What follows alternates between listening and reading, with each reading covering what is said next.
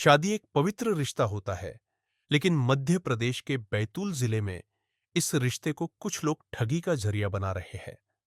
ताजा मामला भीमपुर तहसील के ग्राम चाटुपाड़ी से सामने आया है, जहां एक युवक शादी के नाम पर ठगी का शिकार हुआ है।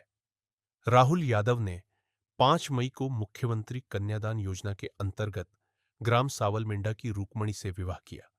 शादी हिंदू रीति रिवाजों से संपन्न हुई, लेकिन यह रिश्ता ज्यादा दिन नहीं चला। लुटेरी दुल्हन ससुराल से जेवर सहित नकदी लेकर फरार हो गई। शादी के बाद वो बार बार मायके जा रही थी। 20 मई को बहन के बेटे के साथ गई और फिर लौट कर नहीं आई। जब कॉल किए तो फोन बंद आने लगा। राहुल के अनुसार रुक्मणी घर से सोने चांदी के जेवरात, 3 लाख रुपए नकद और कपड़े लेकर फरार हो गई। मैंने 17 तारीख को मैंने रिसेप्शन रखा था, तो रिसेप्शन में आई थी और रिसेप्शन के दिन ही वापस उन्हें ले गई। और उसके बाद में 18 को मेरे घर से लेने के लिए गए, तो वो आई और 2 दिन मेरे पास मेरे घर पे रही। उसके बाद में 20 तारीख को उसके सिस्टर का लड़का आया था लेने के लिए, तो वो चली गई वापस। उसने बोला मेरी तबीयत ख़राब है करके, तो 2 दिन उसने बात भी नहीं करी, सोई रही।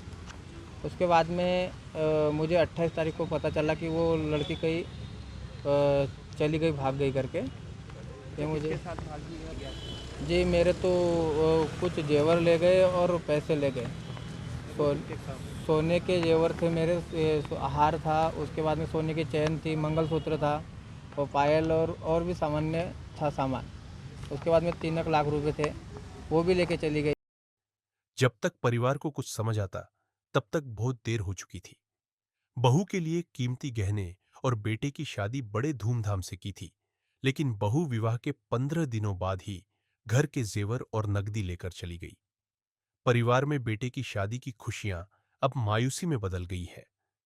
परिवार थाने के चक्कर लगा रहा है और लुटेरी बहू से जेवर और नकदी दिलवाने की मांग कर रहा है। राहुल यादव ने इस धोखाधड़ी की शिकायत स्थानीय पुलिस में दर्ज कराई है। पुलिस मामले की जांच में जुट गई है और आरोपित महिला की तलाश की जा रही है। इस तरह के मामले लगातार सामने आ रहे हैं, जो यह सोचने पर मजबूर करते हैं कि शादी जैसे पवित्र रिश्ते में भी अब ठगी और अपराध ने जगह बना ली है। फिलहाल पुलिस इस मामले में कार्रवाई कर रही है और राहुल यादव को न्याय दिलाने का भरोसा दिया गया है। युवक के द्वारा आवेदन दिया गया है कि विगत 5 मई को उसका विवाह हुआ और विवाह उपरांत जो उसकी पत्नी है वो मायके रहने चली गई थी और 16 मई को वो उसके पास आई और 17 मई को पुनः मायके चली गई। मायके अपने भाई के साथ गई और कुछ उसका जो जेवर है और कुछ पैसे भी ससुराल से लेके गई। और मायके जाने के उपरांत वो 2-3 दिन रहने के बाद मायके से भी कहीं चली गई है, जिसके संबंध में भैंसदेही थाने में गुम-इंसान दर्ज किया गया है। आवेदक ने जो आवेदन दिया है उसमें इन्हीं सब तथ्यों का खुलासा करते हुए जांच के लिए विनय किया गया है।